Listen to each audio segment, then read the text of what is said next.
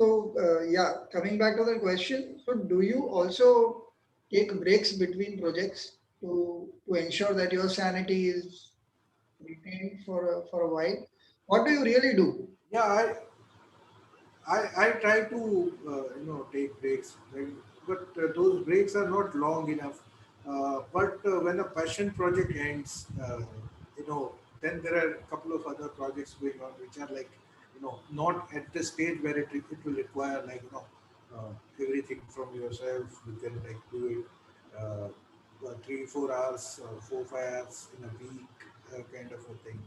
Okay, and then for the rest of your time, you try to chill, you try to travel, you try to, my parents stay in Gujarat, so I try to go and visit them. I try to go on a vacation with my family. So various things that I try to do and, unwind from the intense thing that I was doing. Okay, so yeah, I mean, I'll try to do those things, but for them to be relaxing, the other things have to be like not so taxing. So if I try to take everything which is like uh, which is equally intense, then I'll go mad. No, Okay, that I'll is go one. nuts and I'll So one other thing that I want to so ask you now that you actually explained this was a separate topic in my head for many days about success and the problems of success, but somehow it's all got merged together. Uh, yeah. how uh, how important is it for you to be able to tune off even in the middle of a very stressful time? Are there Yeah. times, irrespective of what you described here, suppose on a day that you are unable to crack it on that particular day, or uh, that particular time, suppose you are unable to crack it. I am sure we've all faced the writer's block at some point where, Yeah, yeah. irrespective of your best efforts, you are unable to do it. My question is very point blank. How do you buy time from your producers, directors? How do you buy time? What do you tell them and what do you do for yourself? Uh, uh, Previously, I used to like go to any length to finish it. So that was like 2.5 years back. And that's why I started having serious health issues. Like my uric acid levels went up, and my joints started freezing, and I couldn't type anymore. I was Oh, like switch. I was switching in on voice typing softwares where I would just speak and it will type, and it went to that level. And I went to visit orthopedic surgeons, and they said that even if you have a Mercedes, if you drive it for 500 kilometers per day, it will wear out in like 1 year or 2 year, right? No matter how costly hardware you have, there is a limit to it. Okay, you can't type for more than 5 hours every day. Okay, your joints will go haywire, and uh, so you do your body checkups and everything, and then I discovered that it's actually uric acid problem. And why? Because of the lifestyle thing, because lack of sleep is the biggest this thing. uh, Erratic diets, not taking breaks, uh, not exercising enough, eating at random times, not having the proper diet schedule. So because if you don't sleep on time, no, everything goes for a task. yeah, I mean, yeah. you might stay awake for the whole night, sleep at 5 o'clock in the morning, but then you have to sleep at 5 o'clock in the morning every day, and sleep for again 7 8 hours. Okay, if you are doing that, then it's fine. But if you are like sleeping at 12 one day, 3 second day, and 6 o'clock in the morning the next day, okay, so matlab it will go haywire, your whole thing will go haywire. Okay, so that's where I suffered, and then after facing those health issues, I consciously decided that I'll not do that. I'll not. So nowadays, whenever such things arise, I'll just politely message them that I could not finish this on time, and I need a week more. Even if I can do it in 2 3 days, I'll say I'll need a week more. Okay, and I'm prepared to let it go. Okay, I'm prepared to that extent. If someone says कि नहीं इतना तो नहीं हो पाएगा, then I'll say sorry, then I will not be able to do that. Okay, but then that never happens. Okay, no matter how tight the situation is, everyone has a week, or everyone has a 5 day more or a 10 day more. Everyone will say कि ठीक है बाद में कर लो, we'll wait for that. Okay, because then you realize that how easy it was to get out of it and not to tax yourself so much. और इतना hyper होने की भी जरूरत नहीं थी लाइफ में, ठीक है। तो थोड़ा आराम से करते तो भी हो ही जाता, इतना वो कि सबको खुश रखेंगे और सब डेडलाइन पे डिलीवर करें, वो भी करने की जरूरत नहीं है। और इससे थोड़ा ऑरा भी बनता है आपका, क्योंकि मैं भावेश जैसे मेरे दूसरे जो राइटर फ्रेंड्स हैं उनसे सीखा हूँ कि जितना आप लेट डिलीवर देते हो उतना आपका और ज़्यादा बनता है, और उतना उनको लगता है कि कोई तो मिस्टीरियस प्रोसेस है जो ये लोग करते हैं और इसलिए मिला नहीं है। सो तो वो भी सब धीरे धीरे मैं सीख गया हूँ। So I also try to do those things and या अभी ना बोल देता हूँ। मुझे एक इंटरेस्टिंग चीज याद है, बचपन से मुझे वो एम्परर्स का वो बात अच्छा लगता था, वो ताली बजा के तकलिया बोलते थे, तो सारे लोग वो चले जाते थे and they could enjoy his isolation. So I always thought it was about solitude because वो राजा है, जब बोलेगा नहीं चाहिए कोई तो नहीं चाहिए. But today I understood it might be because of also the stress of being a raja, के being asked again and again क्या चाहिए, अभी कुछ नहीं चाहिए. I just don't want to see human beings. I just want to be with myself for a little while and ease myself into this mind body that is a unique gift by itself. And every little thing will lead to more stress. Okay, someone calling you uh, just while you are in the middle of something will disturb you. Okay, and it will stress you more and more when you are in a position of stress. Okay, so what I do is I put my phone away. Okay, while I'm doing this, I'll avoid talking to people on phone. Okay, and once I finish this thing, I take a break, I have a tea, I relax, and then I take up my phone and message that person. So sorry, I was in the middle of something. What was it? Or if he has already messaged, then I'll reply to it. Okay, okay, we'll do it in this time. So I think doing those things are also very important, because you know if you are available through the day for everyone who is calling you, then your own thing will go for a toss, especially when you are constantly cued into whatever you are doing. So it's very important to say no. That's what I've learned over a period of time. In fact, now in my head, I was kind of summarizing what we've been speaking about. The first thought that struck me, this is very unlike what I thought would be the conversation. When you say what is right living, I thought we will get into some heavy philosophical thing. But this became a very beautiful contemporary way of living today. Problems that we face in today's life, instead of philosophizing, you actually internalized it quite well. And yet the values that one looks for keeps coming up automatically.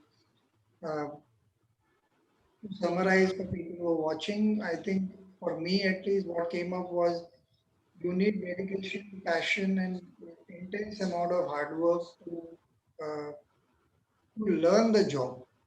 Success is another story. Yeah. Success is really beyond. It has more complex uh, things into it. But at least you be ready for being successful to start with. You have to have a work ethic which is important, which is very beyond your capacity. So you actually initially test the waters, okay, this is how much I can do. Because without that, you will never know. Otherwise, we are either quite quickly satisfied with something or absolutely cynical about our own potential. Both of which are just extremes which need to be avoided. It needs an open mind, it needs the willingness to stretch oneself for a little while for sure.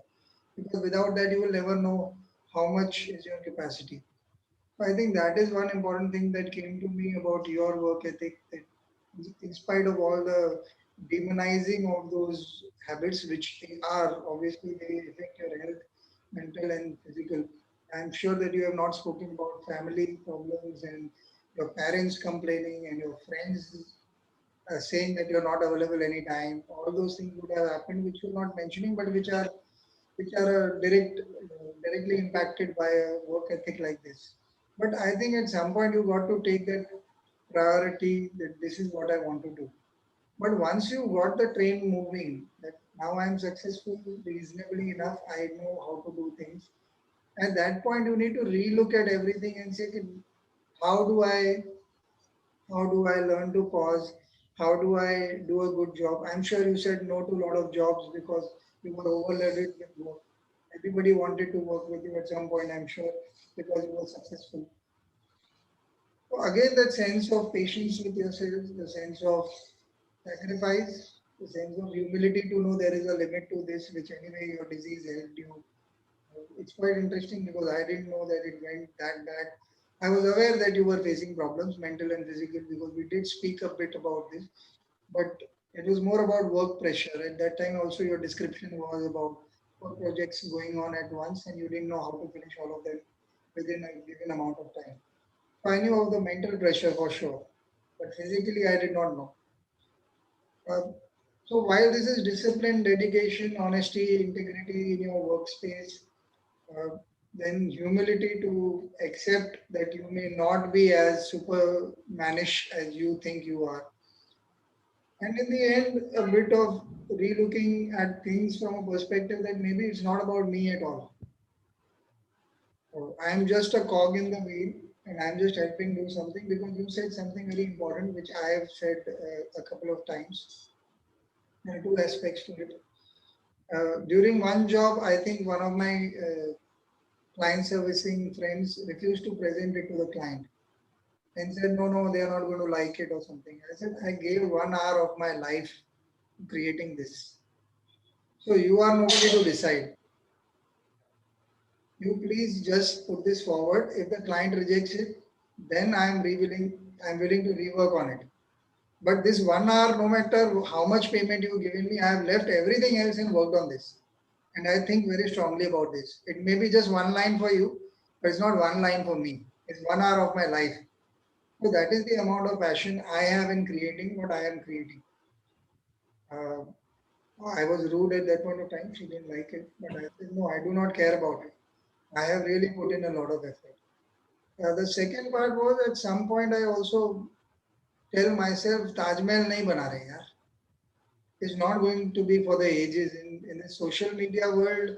Even when I sometimes put up a poem on my Facebook page or something that comes up, I have found that suddenly 50, 100 people are liking it, and I'm like, hello, I didn't. It was just like 1.5 minutes of writing. In all honesty, when people ask me what happened, I said I have no clue. I was just having my chai in the morning, and it struck me like something I wrote for Black Lives Matter at that point in time. It became viral on its own. People wanted to share it. I was like, okay. At that point, you also understand the grace that works through you. So it works, and you are as happy. A writer is only his first reader in my head. Yeah. There's not much happening. It's just that I got the idea before that you got it. So that frees me of the burden to to make myself important about the process. Then it's about the process. I would want to end on a story that you would love because you love cricket also. A friend of mine had gone to meet Dhoni when he was in Bombay, and there are there were three of them that were going to meet Dhoni. And Dhoni, India had lost a test match to somebody um, very badly a day prior to when they were going to meet. So the next day when these guys went, so they discussed among themselves that let us not bring this up. But one of them inevitably wanted to ask something, and the other guy just told him, like, made a gesture, don't. So Dhoni smiled and asked, "You are wanting to know why am I so easy going about it, although we lost the match terribly yesterday?" And the glint in his eye said it all. He did not answer it for them. But this guy told me he's a special kind of guy because he was at his peak at that point of time. He was captaining all three teams. And this made a huge impact on me because I used to look up to him in this kind of qualified what I look into a person who I look up to. It's integrity, obviously, but the sense of I'm not important. It's about the process. Let's just do it and get on with it. I think in a way that is right living. That's what comes to me from your this that you give it your best, but also keep that room for maybe it's unimportant. So Tony always had that thing. That eventually, at the end of the day, it's only a game. In the game, sometimes you lose, sometimes you win, and you give it your all. That's it. Yeah, I think You it's worth don't see it. such a thing in people like Virat. Okay, but Dhoni had that perspective. Worth learning from. Worth learning from. Worth More than learning. his success, I think that is what I would want to have imbibe in my personality. Correct. Yes, it's been a wonderful chat, Naren. Thank you so much. And I think, Yeah, thank you so much because actually it is kind of liberating for me this chat because the way we spoke about the track and doing something, I would definitely try something like that. And oh, wonderful. I mean, it's very important for someone to tell you these things while you are in your mind thinking that you are someone great and you are like you're going to I change love the the world. stuff that you do. I want to message But you. But take a break and there you're welcome for yeah dinner, yeah lunch, whatever you're planning at any point yeah. of time. So maybe next time I will come and cook some food with you guys. Let's Yes. see how it goes. Oh, wonderful. You're most welcome. I'll see you around. Thank See you you. around. Bye bye bye bye. Bye.